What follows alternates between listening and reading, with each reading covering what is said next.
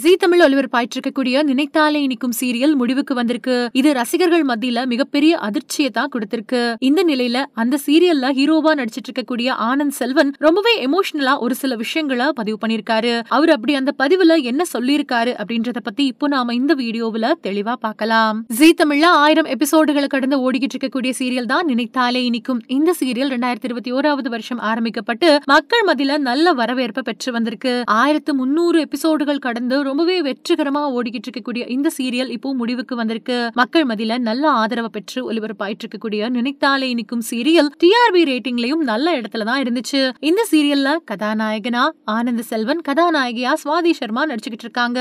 இந்த ஜோடிக்கு மக்கள் மத்தியில நல்ல ஆதரவு இருந்துச்சு. இந்த சீரியல்ல நடிச்சிட்டு இருக்கக்கூடிய கதாநாயகன் ஆனந்த் செல்வன் இந்த சீரியல் முடிய போறத பத்தி ரொம்பவே எமோஷனலா பேசியிருக்காரு.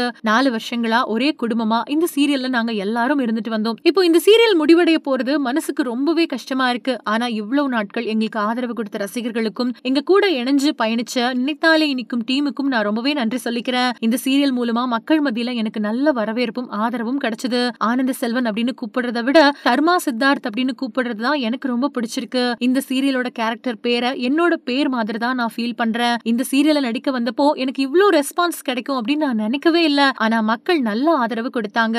நான் வேற ப்ராஜெக்டில் நடிக்க வந்தாலும் இதே ஆதரவு நீங்க எனக்கு தொடர்ந்து கொடுக்கணும்.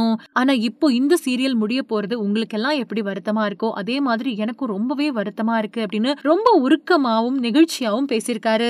சோ இந்த வீடியோ பார்த்துட்டு இருக்கிற நீங்க நினைத்தாலே இனிக்கும் சீரியல் ஹீரோ ஆனந்த் செல்வன் பேசியிருக்கக்கூடிய விஷயத்தை பத்தி என்ன நினைக்கிறீங்க அப்படிங்கறத மறக்காம கீழே இருக்கிற கமெண்ட் செக்ஷன்ல ஷேர் பண்ணுங்க. மேலும் இது போன்ற பல முக்கியமான தகவல்களை தெரிஞ்சுக்க நம்ம சேனலை மறக்காம சப்ஸ்கிரைப் பண்ணுங்க.